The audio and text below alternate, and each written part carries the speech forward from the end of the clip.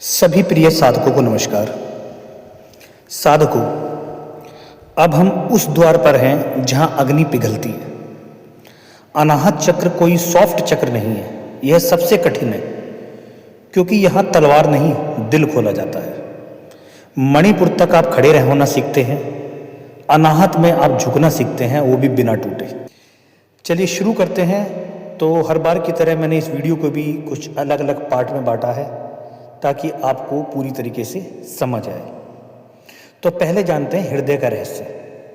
जहाँ शक्ति प्रेम बनती है यह साधक वहाँ पर डर जाता है। तो साधकों, अगर मणिपुर में आपने शक्ति पाई तो अनाहत पूछता है कि अब शक्ति का करोगे क्या। मणिपुर में आपने शक्ति पा ली, आप खड़े रह सके वहाँ पर, ठीक है। अब अनाहत में आप आए तो अनाहत ने पूछा कि अब इस शक्ति का करोगे क्या, क्योंकि शक्ति बिना प्रेम हिंसा बनती है और प्रेम बिना शक्ति निर्भरता। अनाहत इन दोनों के बीच का ही संतुलन है। अनाहत का जो वास्तविक अर्थ है वो है अनाहत मतलब अन प्लस आहत, मतलब आहत मतलब चोट पहुंची और अनाहत मतलब जिसे चोट ना पहुंची हो। इसका अर्थ हुआ वह केंद्र जो टूट चुका है पर चोटिल नहीं हुआ। यही कारण है कि यह चक्र उनके लिए नहीं जिन्होंने कभी दर्द नहीं देखा, यह उनके लिए है जो टूटे और फिर भी खुले रहे। इसका तत्व है वायु। वायु को पकड़ा नहीं जा सकता, वायु को रोका नहीं जा सकता। वायु जीवन देती है और चली भी जाती है। जो प्रेम को बांधता है, साधकों, जो प्रेम को बांधता है वह दम घुटता है और जो प्रेम को बहने देता है वह जीवित रहे। अनाहत क्यों सबसे असुरक्षित लगता है? क्योंकि मणिपुर तक आप कवच बनाते हैं और अनाहत में कवच को उतारना पड़ता है। यहाँ पर पुराना विश्वास टूटता है, रिश्तों की सच्चाई दिखती है, अपेक्षाएं सामने आती हैं और दिल डरता है। यही डर अनाहत की पहली परीक्षा है। अब सबसे बड़ा भ्रम जानते हैं, प्रेम मतलब कमजोरी। यह आधुनिक दुनिया का सबसे बड़ा झूठ है। कमजोर वह नहीं जो प्रेम करता है, कमजोर वह है जो प्रेम से डरता है। अनाहत में आप सबको खुश नहीं करते, आप सबके लिए उपलब्ध नहीं होते, आप बस ईमानदार होते हैं। अब मैं आपको बताता हूँ अनाहत जागने के प्रारंभिक संकेत, बहुत सूक्ष्म पर सच्चे संकेत। इसमें किसी को माफ करने की क्षमता आपके अंदर आती है, पर सब सहने की मजबूरी नहीं। करुणा पर सीमा के साथ, आंखों में नमी पर आवाज में स्थिरता, और सबसे बड़ा, आप दूसरों के दर्द को अपना नहीं बनाते। पहली गिरावट है भावुकता में बह जाना। जहाँ साधक गिरते हैं वे सोचते हैं कि सबसे प्रेम करो, सबको समझो, सब ठीक है। नहीं, ऐसा नहीं है। यह अनाहत नहीं है, यह भावनात्मक पलायन है। अनाहत पूछता है क्या तुम प्रेम में सत्य बोल सकते हो? अनाहत का पहला सूत्र आपको बताता हूँ, यह कोई विधि नहीं है, जीवन सत्य है। खुलो पर खो मत जाओ। जो खुलकर भी खुद को नहीं खोता वही अनाहत के योग्य है। अब आपको समझाता हूँ हृदय और श्वास का रहस्य। अनाहत जो है श्वास से जुड़ा है। जब ये जागता है तो श्वास गहरी होती है, सीना फैलता है, मन हल्का लगता है, पर श्वास को नियंत्रित मत करो, बस उसे आने जाने दो। यही पहला अभ्यास है। तो आपने अब तक जाना ये हमारे पार्ट 1 में अनाहत के बारे में, अनाहत क्या होता है और इसके लक्षण आपने जाने। अब हम शुरू करते हैं हमारा अगला भाग, जिसमें हम जानेंगे अनाहत और पुराने घाव जो साधना में अचानक उभरते हैं और क्यों कुछ साधक यहाँ आकर अत्यधिक त्यागी बन जाते हैं। चलिए अब शुरू करते हैं हमारे वीडियो का अगला भाग, पार्ट 2, जहाँ पर हम अनाहत के उस कक्ष में प्रवेश कर रहे हैं जहाँ ज्ञान नहीं, पुराने घाव बैठे होते हैं। क्योंकि अनाहत फूलों से नहीं घावों से खुलता है। तो साधकों, अगर पार्ट 1 में आपने समझा कि अनाहत खुलने का नाम है, तो अब पार्ट 2 में आपको यह समझना होगा कि खुलता क्या है। उत्तर सरल है पर सहना कठिन। पुराने घाव एक कठोर सत्य है जिसे कोई नहीं बताता। अनाहत जागने पर कोई दिव्य आनंद पहले नहीं आता। पहले आता है पुराना दर्द, पुरानी यादें, अधूरा प्रेम, विश्वासघात, अपमान, वे बातें जो आपने मैं ठीक हूं कहकर दबा दी थी। ऋषि कहते थे हृदय जब खुलता है तो पहले बंद किया हुआ सब बाहर आता है। अब घाव क्यों अचानक उभर आते हैं? क्योंकि मणिपुर तक आपने शक्ति से खुद को संभाला था। अनाहत में शक्ति काम नहीं आती, यहाँ ईमानदारी चाहिए और ईमानदारी दर्द को बाहर लाती है। सबसे बड़ी भूल क्या होती है? घाव से भागना। कई साधक यहाँ गलती कर बैठते हैं। वे कहते हैं सब माया है, मैं ऊपर उठ चुका हूँ, मैं प्रभावित नहीं होता। यह अध्यात्म नहीं है, यह दिल पर पड़ा कवच है। यहीं पर ऋषि चेतावनी देते थे कि जो हृदय को बचाने की कोशिश करता है वही अनाहत में गिर जाता है। अब कई साधक पूछते हैं कि यहाँ पर रोना क्यों आता है। तो ध्यान में रोना क्यों आता है, इसका उत्तर है क्योंकि पहली बार आपने खुद से झूठ बोलना बंद किया है। रोना कमजोरी नहीं, रोना जमी हुई वायु का पिघलना है।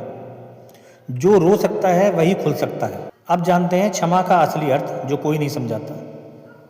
अब सबसे गलत समझा गया शब्द क्षमा।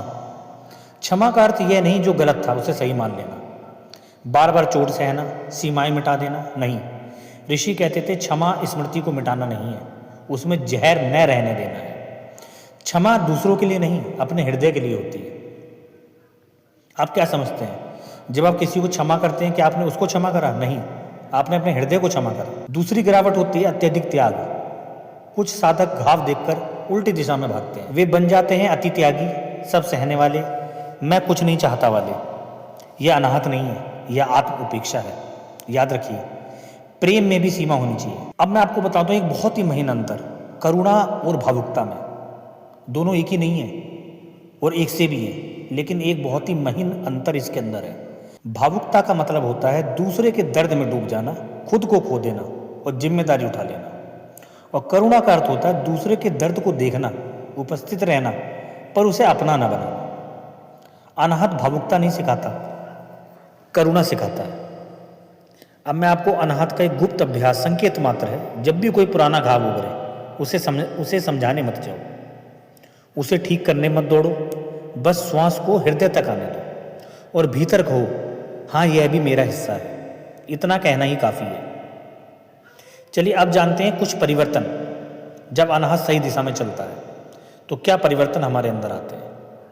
तो जब अनाहत सही दिशा में चलता है तो आप कम प्रतिक्रिया करते हैं पर अधिक सच्चे हो जाते हैं। आप कम चाहते हैं पर कमज़ोर नहीं होते। और सबसे बड़ा, आप किसी को बदलने की कोशिश छोड़ देते हैं। तो साधकों, हृदय खुलने का अर्थ दर्द न होना नहीं, दर्द से भागना बंद होना है।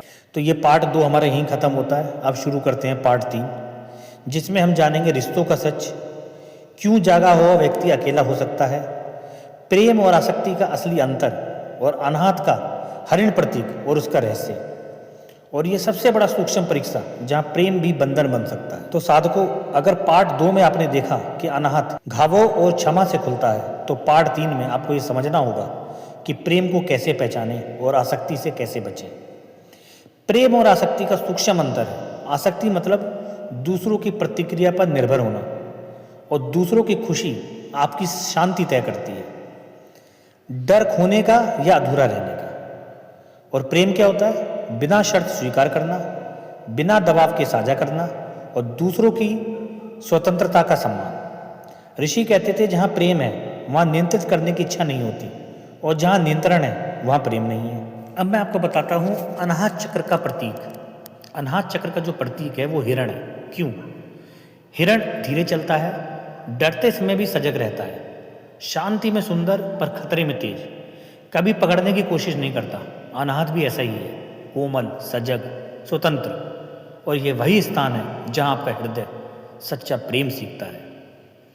पहले परीक्षण, अकेलापन।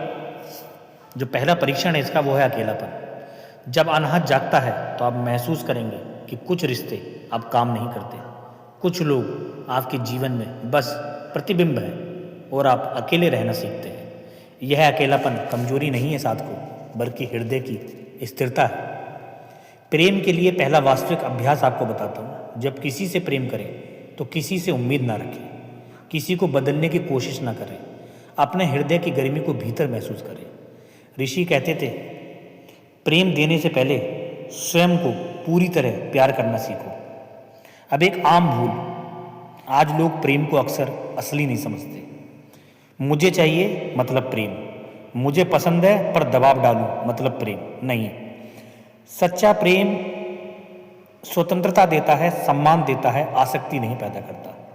अनाहत आपको यही सिखाता है। हृदय की अगली परीक्षा, कोई आपको चोट पहुंचा सकता है, कोई आपको छोड़ सकता है, कोई आपका आदर्श नहीं बन सकता। अनाहत पूछता है, क्या आप प्रेम करेंगे बिना अपेक्षा के? यदि हाँ तो हृदय खुल गया, यदि नहीं तो दर्द और असंतुलन रह जाता है।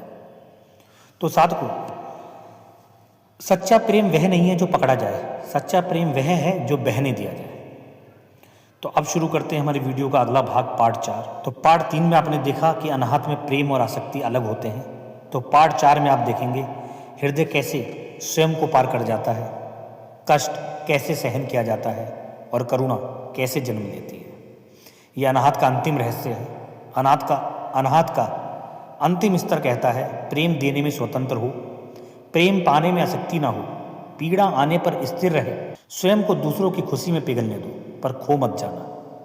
ऋषि कहते थे, जो हृदय पूर्ण रूप से खुला है वह सबका सुख चाहता है और स्वयं सुरक्षित रहता है। चलिए अब एक आपको और छोटा सा अंतर बताता हूँ। करुणा बनाम सहानुभूति। सहानुभूति मतलब दर्द को महसूस करना और करुणा मतलब दर्द को देखकर सहारा देना बिना खुद खोए। तो अनाहत सिखाता है, करुणा वह शक्ति है जो किसी को बदलने की कोशिश नहीं करती बल्कि सिर्फ प्रेम देती है। तो साधकों, अब एक अंतिम परीक्षा, पूर्ण स्वतंत्रता। अब हृदय कहता है, कोई आपको चोट पहुंचा सकता है, कोई आपको छोड़ सकता है, कोई आपकी उम्मीदों पर खरा नहीं उतर सकता। अनाहत पूछता है, क्या आप फिर भी प्रेम कर पाएंगे? यदि हाँ तो हृदय पार हो गया और यदि नहीं तो साधना अभी भी अधूरी है। इसका प्रतीक हिरण। पूर्ण अनाहत के अंतिम स्तर पर हिरण अब डर नहीं दिखाता, सजग, स्वतंत्र और शांत है, सभी के लिए उपस्थित है पर किसी के बंधन में नहीं। यही सच्चा प्रेम और करुणा है। अब एक अंतिम संकेत, श्वास और स्थिरता। श्वास गहरी पर शांत, हृदय खुला पर आक्रमण नहीं, मन हल्का पर पूर्ण जागरूक। यह वह स्तर है जहाँ प्रेम शक्ति बन जाती है और शक्ति प्रेम में बदल जाती है। तो साधकों, हृदय का अंतिम सुख कहीं बाहर नहीं है, स्वयं में पूर्ण करुणा और प्रेम में है। तो इस पूरी श्रृंखला का सार यह है कि पार्ट 1 में हमने अपने घावों को पहचाना, पार्ट 2 में क्षमा और करुणा, पार्ट 3 में प्रेम और आसक्ति और पार्ट 4 में पूर्ण हृदय, स्थिरता और करुणा। तो अनाहत सिखाता है, खुलो, महसूस करो, प्रेम करो पर कभी स्वयं को मत खोना। तो साधकों, हमारी ये श्रृंखला यहीं पर समाप्त होती है। अगर आप इसी तरीके की जानकारी हमारे शरीर के अगला चक्र जो कि है विशुद्ध चक्र, जिसे हम कंठ चक्र भी कहते हैं, उसके बारे में चाहते हैं तो कमेंट में विशुद्ध चक्र लिखें। और फिर मिलेंगे ऐसी ही दिव्य यात्रा में। तब तक के लिए हर हर महादेव। कृपया कमेंट में हर हर महादेव जरूर लिखें।